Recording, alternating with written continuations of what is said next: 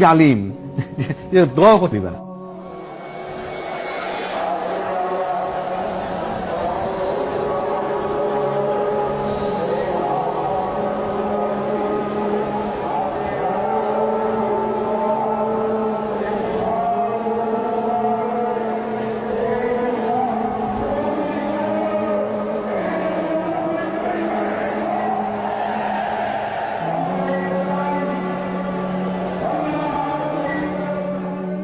দুপুর থেকে ঢাকার বিভিন্ন পয়েন্টে অবস্থানকারী হেফাজত কর্মীরা মতিঝিলের দিকে আসতে থাকে।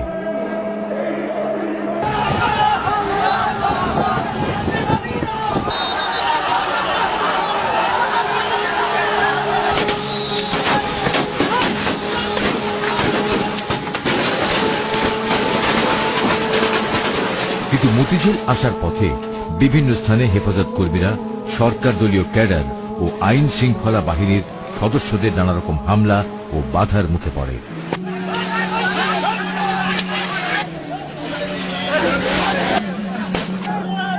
সবচেয়ে ভয়াবহ হামলা করা হয় মতিঝিলের প্রবেশ মুখ পল্টন এলাকায়। এখানে পুলিশ, র্যাব ও আওয়ামী সন্ত্রাসীদের ত্রিমুখী হামলায় হেফাজত কর্মীরা দিশেহারা হয়ে পড়ে।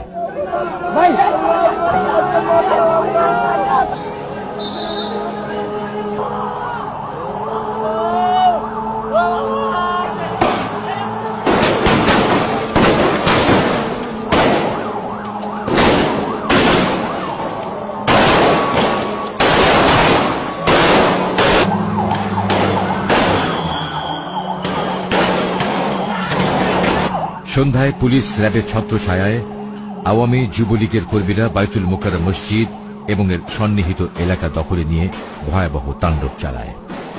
পল্টন এলাকার অফিস, ব্যবসা প্রতিষ্ঠানে ভাঙচুর, লুটপাট ও অগ্নিসংযোগ করে ত্রাসের রাজত্ব সৃষ্টি করে।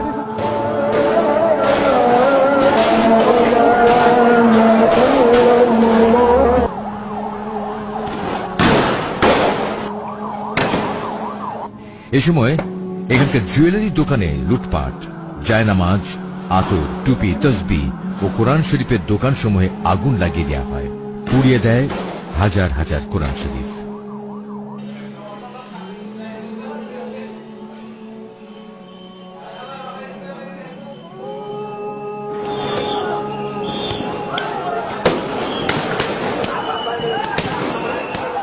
পুলিশ ও আওয়ামী সন্ত্রাসীদের হামলায় সমাবেশে আসার পথেই অন্তত 20 হেফাজত কর্মী নিহত হয়।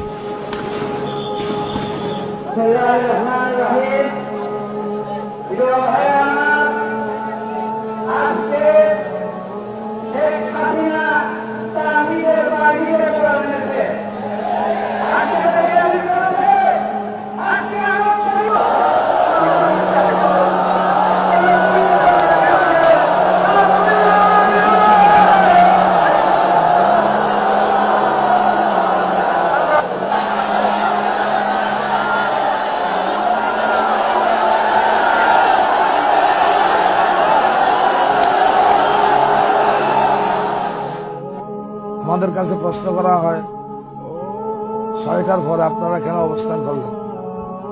পুলিশ বাহিনী, র্যাব এবং আওয়ামী ফেডাররা তাদের দেয়া টাইমের ভিতরে আমাদের 20 জনের মতো মানুষকে তারা নিহত করেছে।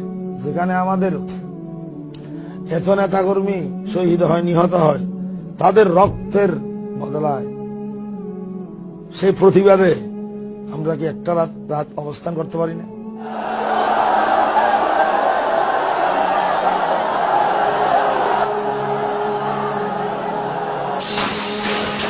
রাত 8টার দিকে দৈনিক বাংলার দিক থেকে মতিঝিলের মূল সমাবেশে বিপুল সংখ্যক পুলিশ প্রথমবার হামলা চালায়।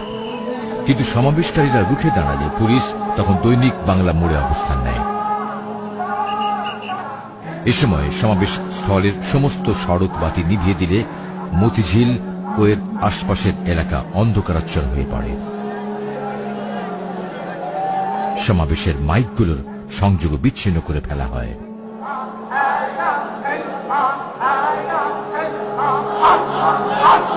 সমাবেশ থেকে বলা হয়, তাদের নেতা আল্লামা শফি মতিঝিলে এসে পরবর্তী কর্মসূচি ঘোষণা না করা পর্যন্ত তারা মতিঝিল এলাকা ত্যাগ করবেন না।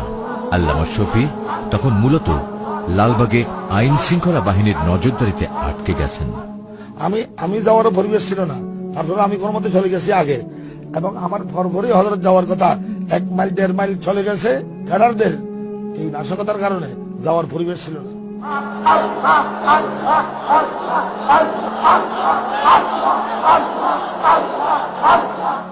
যারা বেশি ক্লান্ত হয়ে গেছে তারা ঘুমে গেছে, আর বাকিরা জিকির করতেছে। সেই ঘুমন্ত অবস্থায়, জিকিররত অবস্থায়, অন্ধকার রাত্রে এইভাবে কোন নিষেধাজ্ঞা জারি করা ছাড়া, 144 দ্বারা জারি করা ছাড়া এইভাবে অভিযান, পুলিশের অভিযান